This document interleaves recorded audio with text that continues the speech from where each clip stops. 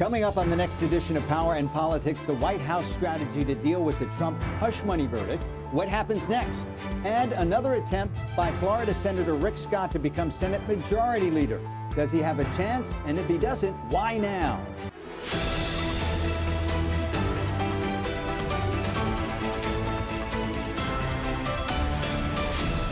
Hello and welcome to another edition of Power and Politics. I'm your host, Frank Cipolla. Power and Politics is a weekly, unbiased look at the top stories affecting the state, with a special emphasis on the psychology behind the decisions and issues that affect our lives. I want to welcome my weekly co-host, Emmy Award-winning political psychologist, Dr. Bart Rossi. Dr. Great to be here, Frank. Okay, so full disclosure here, we taped this show earlier in the week, and as of this moment, we still do not have any idea of what the verdict will be in the Trump hush money trial. But either way, there will be wide-ranging ramifications. So let's look at both sides if we can. Let's start with, let's say he is guilty of some or all of the charges. Before we get into that, I'd like to just talk for a second about the psychology of the jurors. Okay. Because a lot of people are talking about the dynamics of the case, the legal aspects of the case, okay? But what about the jurors? What are they thinking? And as you know, I've been in federal court as an expert witness many times. And I do know that the jurors have a lot of street smarts and common sense in most cases. And I think they're going to apply that to this case. And I think it's not going to be that complicated for them. So you think the deliberations won't be long? And well, it could be if more. If there is a guilty verdict, it will come quickly? Is that what you're saying? Not necessarily, because there's 34 counts. Right. They may actually go over each of the counts and decide guilt or innocence on that one. But I think that overall they're going to use their common sense, and they're not going to make it as complicated as the lawyers have made this case.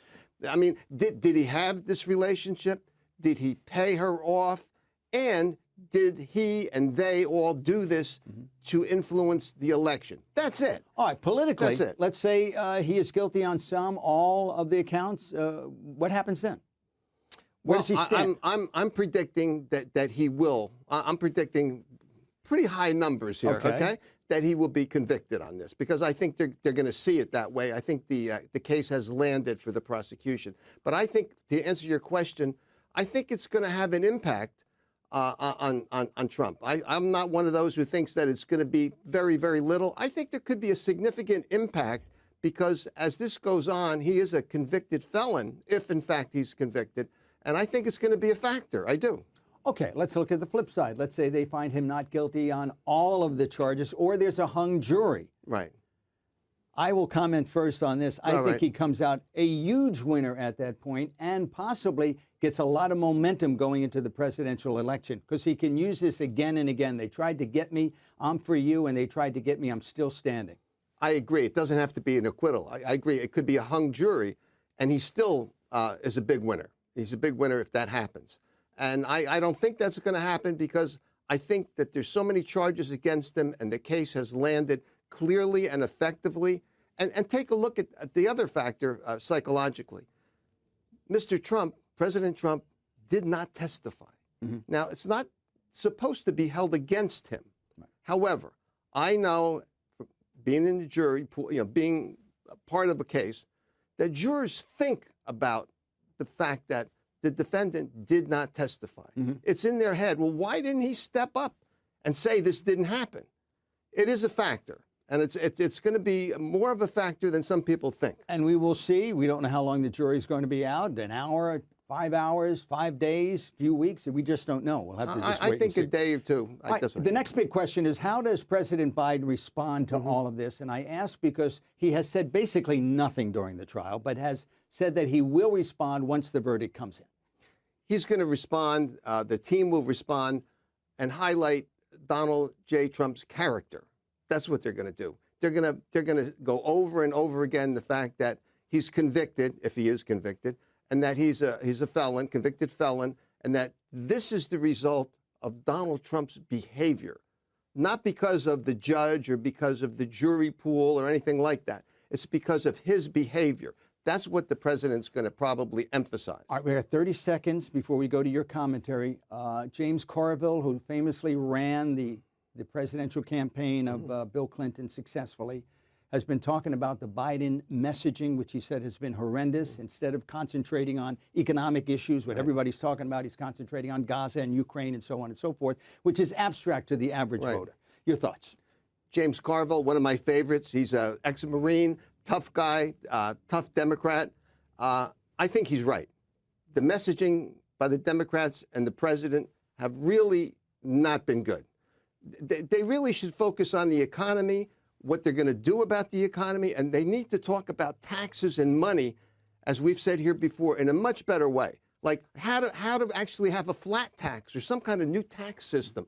We're all frustrated with what's going on. So do something, say something, not just talk about it, but come up with some real policy. All right, time now for one of our regular segments, a commentary by Dr. Bart Rossi we call the Rossi Rant. Thanks, Frank. And I'd like to go off today on the psychology of voter fraud, since a lot of people are talking about it, and it's supposed to be a factor now in choosing the VP in the Republican Party. Who believes in voter fraud and that the election was stolen? Well, let's say one thing, Frank. There are a lot of problems in America, but it's not voter fraud. There's no evidence in any state, county, jurisdiction that dead people voted or that really there's a problem with the vote. And the psychology of it goes like this. When you go to register, you have to show who you are. You have to show identification. And then when you go to vote, actually do vote, you need to present yourself as being that person. And if you're not, if you're a fraud, you're facing a federal offense. And who is really going to do all of this because they want their one vote to matter and risk going to jail? The psychology is against voter fraud, and I don't believe it's there. And that's why you're the psychologist. All Thank you.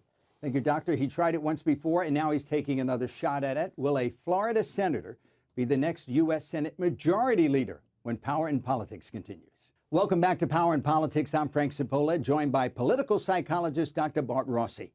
Florida Senator Rick Scott has thrown his hat into the ring to replace outgoing Senate Majority Leader Mitch McConnell. This as two senators, John Thune of South Dakota and John Cornyn of Texas, who have long been angling for the job, stand in his way. So does Scott have a chance, and why does he do it now, Doctor? Let's take it one at a time. Does he have a chance? And he's also running for re-election, as we discussed during the commercial break, so he's got a lot on his plate. Well, Frank, he thinks he has a chance. So we know when it comes to politicians, you know, it's what's in their head that counts. He is very, very much pro-Trump.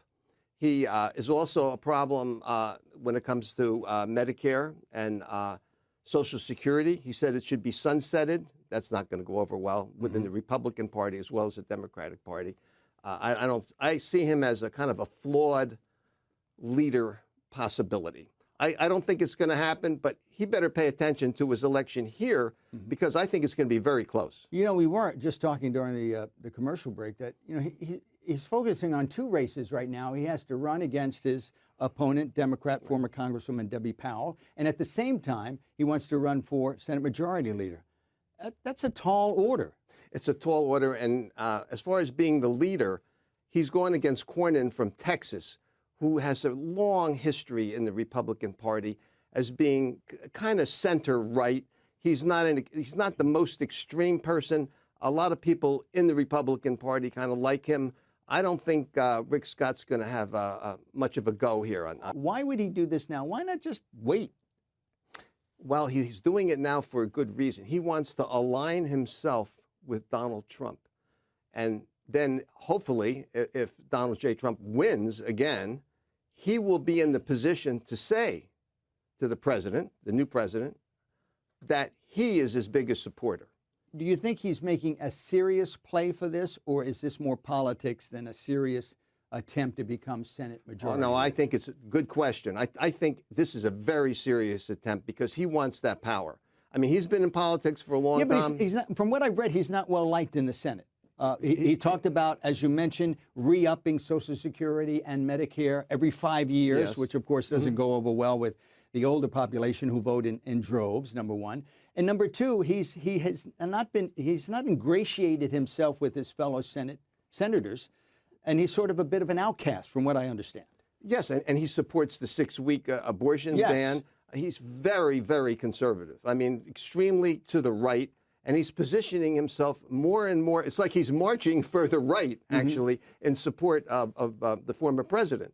So I think he believes he has a chance, and I think it's serious. I don't think he's going anywhere with that. I wonder if Mitch McConnell, as we discussed this, decided, let me do this year to make it even tougher for Rick Scott, should he want to throw his hat into the ring, which he's done already, because he has a re-election campaign, plus he wants to be Senate Majority Leader. Good point, because Mitch McConnell, as we've said here, is very cagey, very, very cool guy. And he doesn't so much like Rick He Scott. does a lot of thinking and a lot of maneuvering that's really quite clever, and I think that you have a good point there. Yeah. All right. Issue 2, Governor Ron DeSantis has spent many years aggressively turning the state into a haven for school choice, as tens of thousands are now enrolled kids in private and charter schools. And now some of Florida's school districts are facing enrollment declines and grappling with the possibility of closing some schools, which Miami-Dade County announced just yesterday that they are going to close, or looking to close, at least 2 of their public schools in the Miami-Dade County area. Your thoughts on that aspect of it? Well, Frank, this is another issue to me that goes to the extreme, okay? Choice is good. Having some charter schools out there, it makes sense, okay? And competition's good. But once you push the agenda so far to the right where you look like you're catering to... Well, it's not only that, but, you know, he's often given them the option to homeschool, so it's not necessarily to the right. So you're really making a political statement here, saying that, you know, you're really not so much for the public schools, which I am. I'm a big supporter of public schools doing well, okay? But I think it's a push to really hit the more conservative folks in this state and say that we really want charter schools, homeschooling's fine, and not so good for the public school. I mean, I think it's a political move. You're a psychologist. And I have a woman who lives on my street, and she has 7 children, which she homeschools, and more power to her.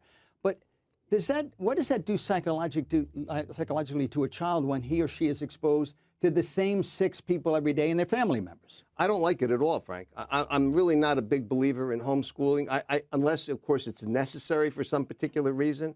But the dynamics of public school, as you have just said, are extremely important. When you learn in a public school, you learn around people who are different. They look different than you do, perhaps, and the whole experience is different. And that experience translates into the person you become. You don't become that person with homeschooling. I don't care how good the schooling is itself. The dynamic is very, very different. So as a psychologist, I like the interaction, and I like the individual differences that you get in a public school as opposed to even the charter schools and homeschools. So what's it do to a child who is not exposed to that sort of public school environment? It doesn't mean that they're going to be problematic. However, I think that they have a lot of catching up to do when it comes to social interaction and when it comes to being a more dynamic person. You know, that's what I think. All right, thank you, Doctor. We're going to take a break. When we come back, we see who was up and who was down this week in our always popular segment, Sunshine or Showers, when Power and Politics continues. Welcome back. Well, let's face it, the weather in Florida can be changeable at times, to say the least. One day sunny or half a day rain moving in quickly. So now it's time to look back on the week to see who enjoyed the sunshine and who got caught without an umbrella. It's time now for Sunshine or Showers. Doctor, who is in the sunshine for you this week? Well, Frank, we heard from one of our viewers, John from Tallahassee, okay? And I think he has a good one for sunshine. He said that Tallahassee Electric deserves to be in the sunshine because they did such a good job after some very serious storm damage in the community. They were out there working hard. They got the electricity back up, and all of these workers deserve a real plug. And I think that we should put Tallahassee Electric in the sunshine because John made a very good point, and he's a great listener and a viewer. You know, those men and women out there with the hard hats who are working, you know, that's a hard gig. It's and hard. they do an expert job, and we appreciate them. So they do, and we appreciate that. Yeah, absolutely do. Okay. So, who do you have for your sunshine this week? Well, it took a lot of weeks, but we're finally getting this we're down. doing Okay. You know, I have the city of Naples in the sunshine. Naples, again, voted the best city to live and work and enjoy in America. It's along the Paradise Coast. I don't know if you've ever been to Naples. It's just absolutely superb. Fifth Avenue South, the pier. Naples has 300 days of sunshine per year. And even during the winter, it doesn't get very cold in Naples because it's not Orlando or Jacksonville, and it's not Gainesville or Pensacola or whatever.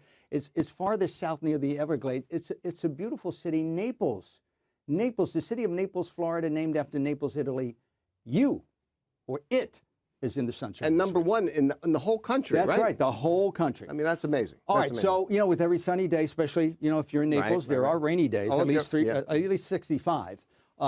Who is in the showers this week for you? Well, heavy showers for Again, heavy showers. Yes, just heavy like last showers week. for Judge Eileen Cannon here in Florida, who is delaying the document case. It looks like she really just wants to slow walk this case and move it past the election cycle. That's what it looks like to me, and probably most of the so-called, political and legal experts. I mean, most people, Republicans and Democrats, and especially independents, would like to see this case. Mm-hmm. Is the former president guilty of keeping secret documents in his basement at Mar-a-Lago or not? Is he guilty? Bring the case.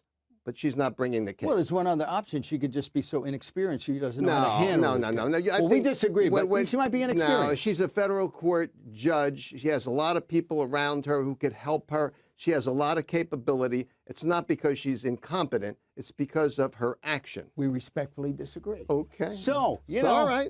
But who do you have then? Who do I have in the showers? In the shower. Yeah, who do you have? Listen, I have Miami-based Florida Home Builders Association. We find out this week that they were very quiet during this bill that worked its way through the Florida legislature, which would, and has been signed by the governor, which allows these companies not to provide, they're not required to provide shade or water to workers on construction sites. Apparently, they didn't say a word during the legislative process. They wanted this to pass, but they were working behind the scenes. They're one of the biggest donators to the state legislature and legislators. They billed almost $4 billion last year.